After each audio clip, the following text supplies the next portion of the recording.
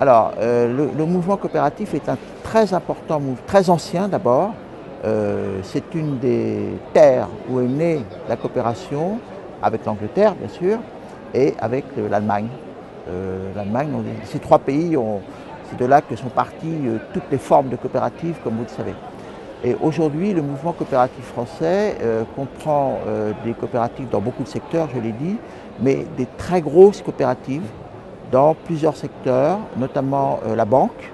60% des dépôts en France sont dans les banques coopératives et certaines sont très connues comme le Crédit Agricole au niveau mondial, un peu moins, mais c'est dommage, comme le Crédit Coopératif qui est la banque des coopératives. Des coopératives agricoles qui sont très importantes. La France est une puissance agricole importante, donc les coopératives agricoles rassemblent 80% des agriculteurs et représentent plus de 50% de l'industrie agroalimentaire en France, qui est une des industries les plus importantes. Et enfin, le troisième mouvement, le plus important, c'est le mouvement des coopératives de commerçants détaillants, qui représente aujourd'hui près de 30%, pas encore, mais bientôt, 30% de la distribution en France. Et puis, il y a des coopératives qui sont moins importantes en volume, mais qui sont très importantes pour les valeurs coopératives, notamment les sociétés coopératives et participatives, ce sont les coopératives de travailleurs, qui en France ont une grande réputation et en ce moment un grand développement, notamment parce qu'elles participent aux reprises et aux transmissions d'entreprises qui sont reprises par les travailleurs. Et ceci, je vais le dire un peu plus est un mouvement qui est en train de s'affirmer dans la crise que connaît notre pays, pas les coopératives, notre pays. La crise n'a pas affecté notre banque, le Crédit Coopératif, pas plus que les autres banques coopératives dans leur activité coopérative, parce que bon, elles ont fait quelques bêtises pendant la crise, mais leur activité coopérative dans les régions et dans les banques coopératives dans les régions est très solide, très solide.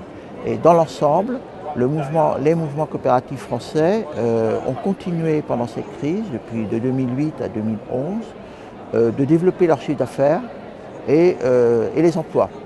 Et si vous prenez le Global 300 publié par l'ICA, vous verrez que les coopératives françaises qui sont dans les 300 représentent 28% du total très important, comme vous le savez, le PIB du Canada, 28%. C'est un chiffre très important qui montre combien le mouvement coopératif français est important dans l'activité du mouvement coopératif mondial. Alors, ça c'est une question très importante et très actuelle. Bon, si vous voulez, soyons clairs, moi je suis très attaché au quatrième principe coopératif, c'est-à-dire le principe d'autonomie.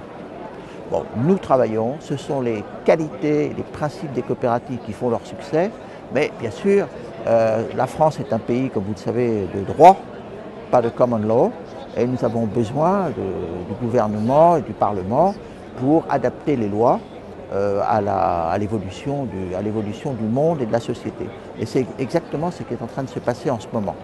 Ça veut dire que nos lois n'avaient pas changé très peu depuis 10 ans, parce que nous avions une relation avec le gouvernement précédent bonne, mais sans plus. Il ne s'intéressait pas vraiment aux coopératives.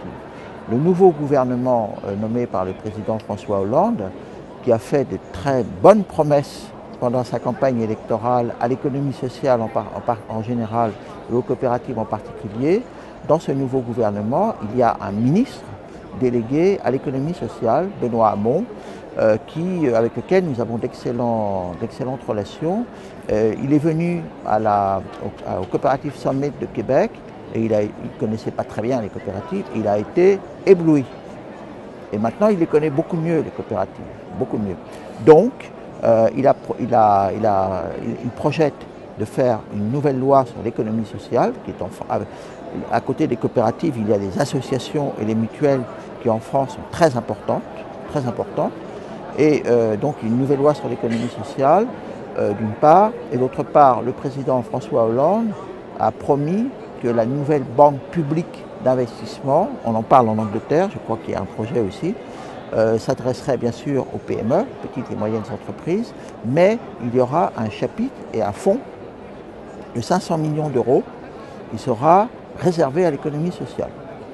Donc nous sommes en train de discuter avec M. Benoît Hamon, d'une part pour préparer la loi et d'autre part pour avoir le meilleur usage de ces 500 millions, parce que dans le domaine financier, il ne suffit pas de le dire, il faut aussi que les procédures d'accès au crédit soient telles que nous soyons, comment dirais-je, impliqués et que nous donnions notre avis. Bon, alors on nous a promis que ce serait le cas, c'est très bien. Alors en ce qui concerne la loi, notre souci, mon slogan il est simple. Les coopératives, ça marche, en France comme au niveau mondial. Là je suis tout à fait d'accord avec la CI. Plus il y en aura, mieux ce sera pour tout le monde. Donc, un des objectifs de cette loi sera de faciliter la création de nouvelles coopératives. Et j'ai vu tout à l'heure sur le parvis que le mouvement coopératif anglais proposait aux citoyens d'envoyer un message au gouvernement britannique pour faciliter la création des coopératives. J'ai vu ça tout à l'heure sur les panneaux avec des photos. Donc nous sommes tout à fait dans cet état d'esprit.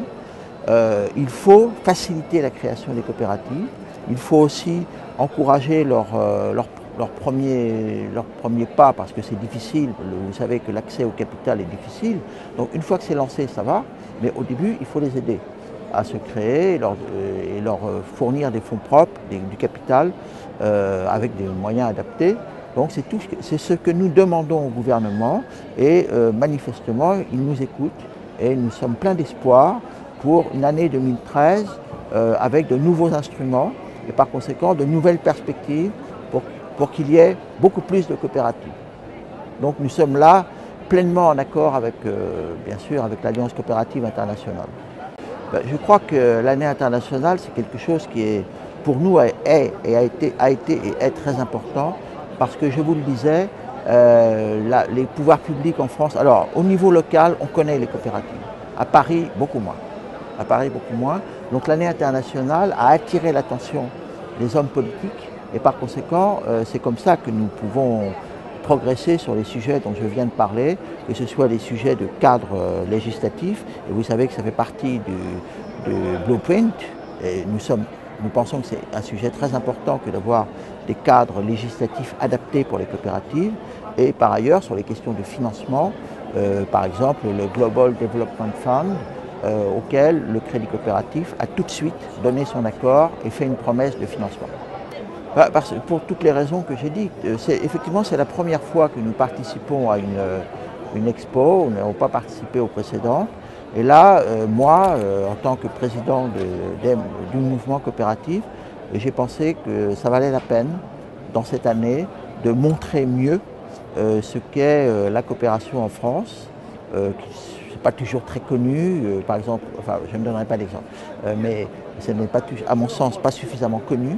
Et donc nous avons décidé de faire ce stand qui est pas trop mal, je pense, aussi bien sur l'histoire que sur les réalisations actuelles.